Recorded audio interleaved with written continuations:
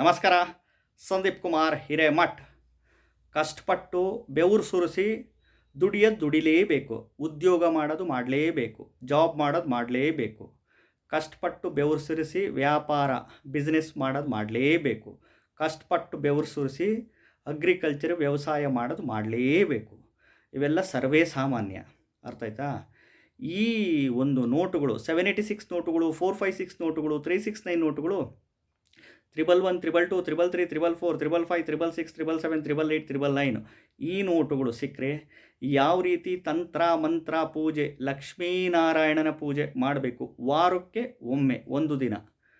ಯಾಕೆಂದರೆ ಈ ನೋಟುಗಳೆಲ್ಲ ಸಿಕ್ಕರೆ ಈ ಒಂದು ತಂತ್ರ ಮಂತ್ರ ಪೂಜೆ ಮಾಡಿಕೊಂಡಾಗ ಎಷ್ಟು ದಿನದೊಳಗೆ ಎಷ್ಟು ತಿಂಗಳ ಒಳಗಡೆ ನಿಮಗೆ ಹಣಪ್ರಾಪ್ತಿ, ಧನಪ್ರಾಪ್ತಿ, ಲಕ್ಷ್ಮೀ ಪ್ರಾಪ್ತಿ, ಸಾಲಬಾಧೆಗಳೆಲ್ಲ ನಿವಾರಣೆ ಆಗುತ್ತೆ ಅಂದರೆ 3 ತಿಂಗಳು ಒಳಗಡೆ ಅಥವಾ 6 ತಿಂಗಳ ಒಳಗಡೆ ಅಥವಾ 9 ತಿಂಗಳ ಒಳಗಡೆ ಅಥವಾ 12 ತಿಂಗಳ ಒಳಗಡೆ ಅಥವಾ 18 ತಿಂಗಳ ಒಳಗಡೆ ಅಥವಾ 27 ತಿಂಗಳ ಒಳಗಡೆ ಅಥವಾ 36 ತಿಂಗಳ ಒಳಗಡೆ ಅಥವಾ 48 ತಿಂಗಳ ಒಳಗಡೆ ಅಥವಾ 60 ತಿಂಗಳ ಒಳಗಡೆ ಅಥವಾ 90 ತಿಂಗಳ ಒಳಗಡೆ, ಮ್ಯಾಕ್ಸಿಮಮ್ ಅಂದರೆ 108 ತಿಂಗಳ ಒಳಗಡೆ.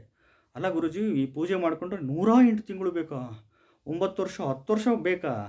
15 ದಿನಕ್ಕೆ ಆಗ್ಬೋದು, 1 ವಾರಕ್ಕೆ ಬರ್ಬೋದು, 1 ತಿಂಗಳಿಗೆ ಆಗ್ಬೋದು, 2 ತಿಂಗಳಿಗೆ ಬರ್ಬೋದು, 4 ತಿಂಗಳಿಗೆ ಬರ್ಬೋದು, 5 ತಿಂಗಳಿಗೆ ಆಗ್ಬೋದು. ನಿಮ್ಮ ಕರ್ಮಾನುಸಾರ ಒಳ್ಳೆಯದಂತೂ ಆಗೇ ಆಗುತ್ತೆ ಖಂಡಿತವಾಗ್ಲೂ. ಅರ್ಥ ಮಾಡ್ಕೊಳ್ಳಿ.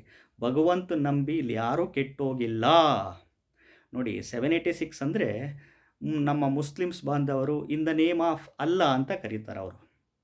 ಅವರು ನಮ್ಮಂಗೆ ಜಪ ತಪ ಅವರು ಎಲ್ಲ ಮಾಡ್ಕೊತಾರೆ. ಯಾಕೆಂದರೆ ಅವರಲ್ಲಿ ಜಿಕೀರ್ ದುವಾ ಅಂತ ಅವರು ಮಾಡ್ಕೊತಾರೆ.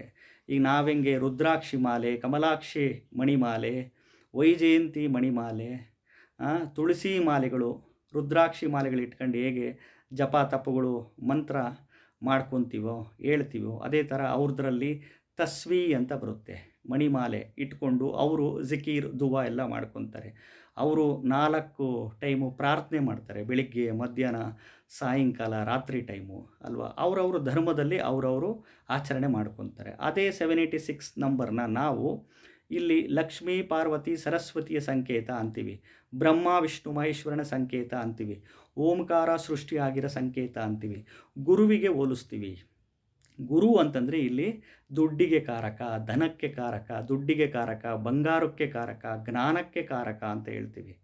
ಅದಕ್ಕೋಸ್ಕರ ಈ ನೋಟುಗಳಿಗೆ ಅಷ್ಟು ಶಕ್ತಿ ತಾಕತ್ತು ಇದೆ. ಅರ್ಥ ಆಯ್ತಾ?